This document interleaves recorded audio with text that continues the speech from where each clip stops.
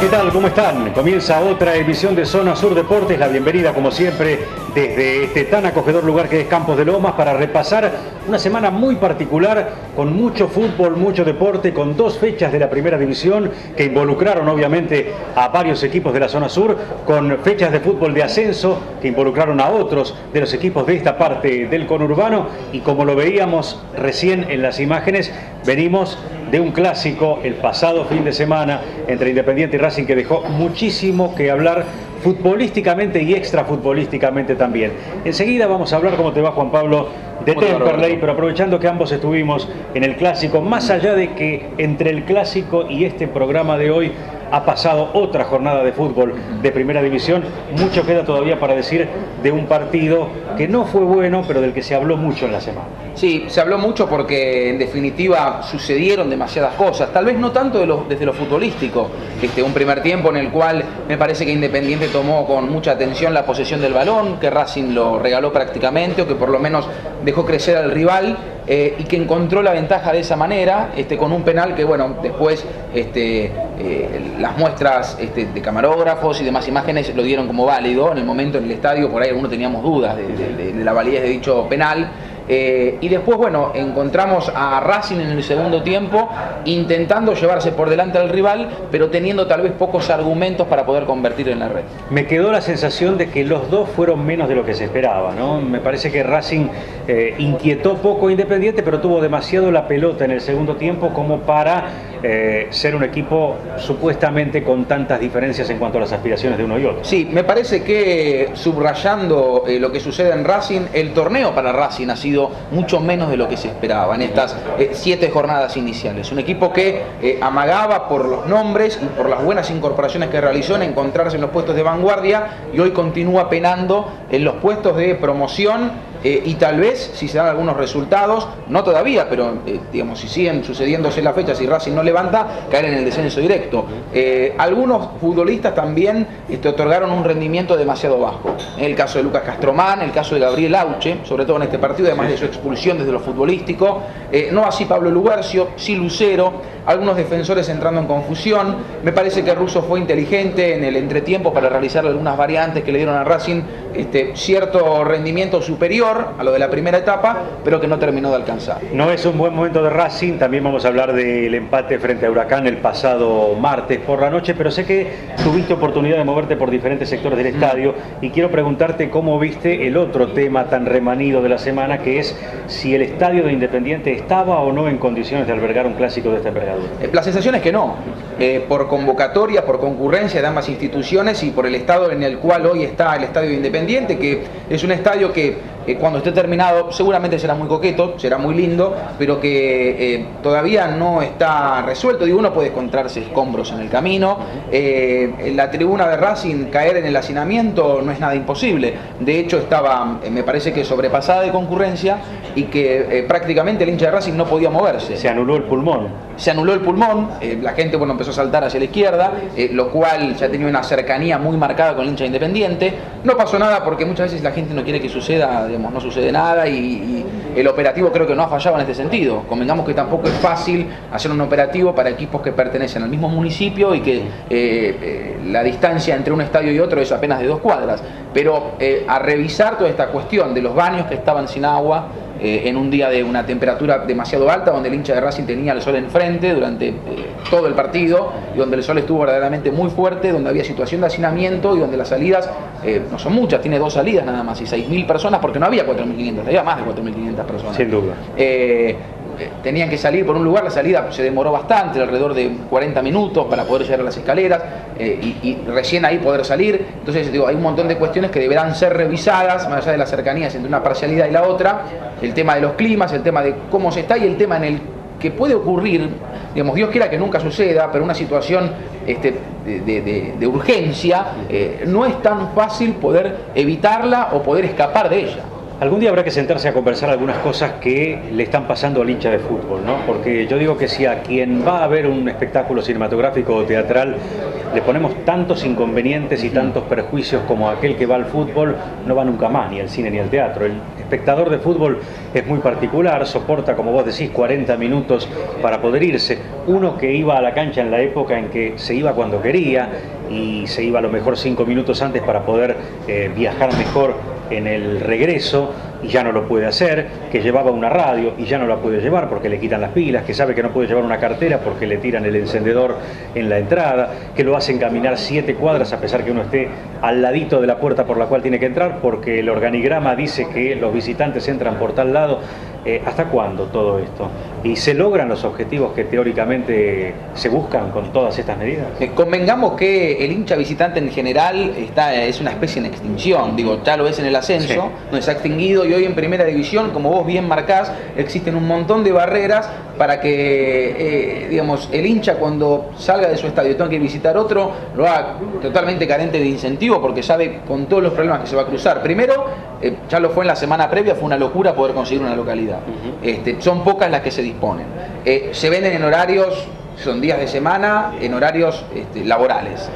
Después el hincha tiene que acercarse, soportar tal vez un operativo muy tedioso, en lo cual prácticamente, bueno, un encendedor, una radio y un montón de otras cuestiones no puede ingresar. No sabe si va a salir, no sabe cómo va a ver el partido, no lo ve de hecho, porque tampoco se ve muy bien. Esta es otra cosa que hay que corregir. El hincha de Racing un arco no lo veía. Entonces digo, un montón de cuestiones que van desgastando la situación para que llegue un momento que la persona diga, bueno, voy cada 15 días y listo. Alguien que es parte de Independiente y que tiene un nivel importante de responsabilidad, me dijo off the record, y obviamente vamos a respetar el off the record, no quieren entender que este estadio no estaba en condiciones de albergar por lo menos un clásico de esta naturaleza. Racing siguió su derrotero en la semana, como también lo siguió Independiente, pero en el caso particular del equipo que conduce Miguel Ángel Russo, iba prácticamente encaminado a una victoria en uno de los peores partidos de fútbol que uno ha tenido oportunidad de ver en los últimos tiempos. Tuvo solamente 3 situaciones de gol en 90 minutos, una chilena de Castromán en el primer tiempo. El gol de Claudio Bieler, si uno considera situación de gol, un remate desde 40 o 45 metros, y después el empate de Huracán en el minuto 89, cuando nadie lo preveía. Un triunfo hubiera quietado las aguas, este empate solamente terminó revolviendo todavía más el avispero de este Racing, que está sostenido por las malas campañas de Rosario Central, de Atlético Tucumán y de Gimnasia y Esgrima La Plata. El martes en la cancha, un hincha reconocido de Racing me decía, nos vamos al descenso. Yo le decía, me parece que no, me parece que Racing no va a caer en descenso directo, tal vez sí en promoción, pero lo están ayudando mucho las malas campañas de los demás, y me parece que Racing no corre ese riesgo. Habrá que ver qué pasa mañana a las 7 de la tarde frente a Boca, cuando intervengan en el partido, más allá de la realidad de uno y de otro, todo lo que involucra la historia y un clásico que históricamente a Racing les es favorable.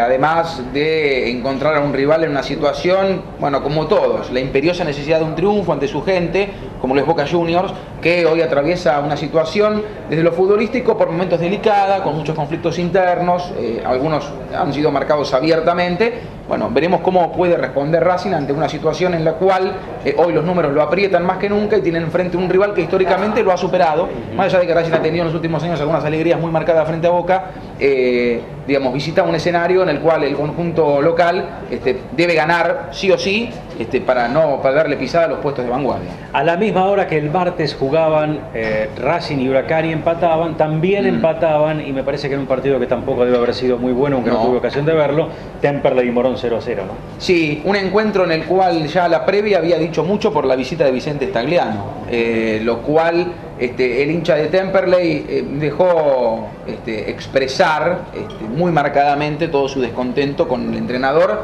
que tuvo un buen paso por Temperley, digamos. Pero una mala salida. Pero una mala salida, una pésima salida. Una salida de abandono. Abandonó a un equipo que estaba peleando por el torneo, que tenía chances concretas, y además con el agregado de haber sido un actor fundamental, cooperando para que muchos de los futbolistas que iban a seguir a Temperley para la corriente temporada terminen marchando al Deportivo Morón.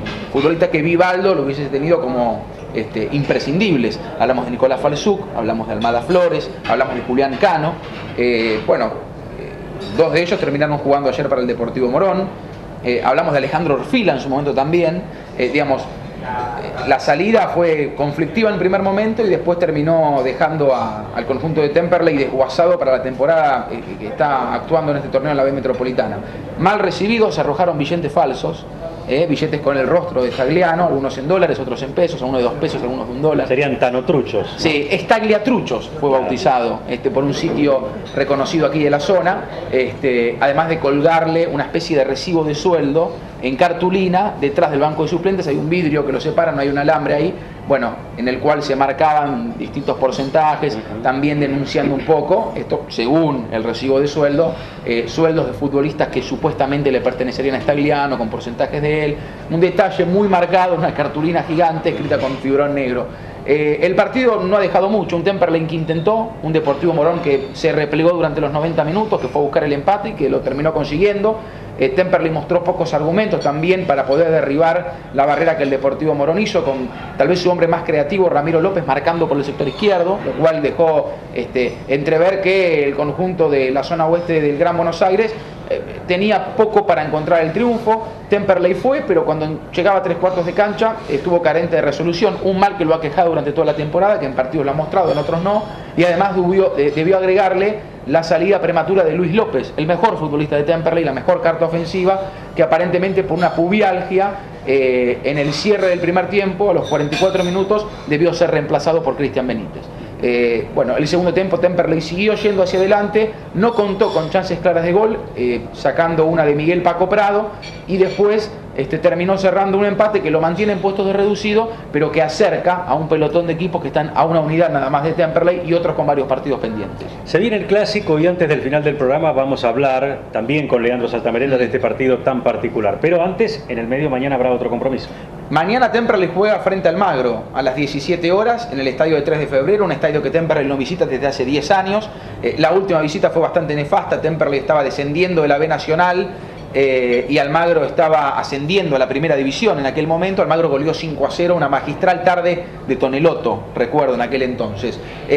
Lo concreto es que Temperley, vemos en pantalla la formación con la ausencia de Pajés, que llegó a la quinta amarilla curiosamente, una situación muy particular, no era necesario por ahí. Bueno, me parece que Hernán Pajés no quería perderse el partido frente a los Andes. Los 11 de Temperley: Federico Crivelli, Víctor Guiñazú, el retorno de Tomás Farina, Luciano Cricorián, Tomás Farina por Pajés, Cristian Quiñones, Emanuel Carreira, Facundo Tesoro, Jesús Díaz, Sergio López, Luis López, que ha evolucionado en la semana de la mejor manera, y Bustos Montoya, los 11 de Temperley para visitar Almagro. No te vayas, quédate que hablamos del clásico en un ratito.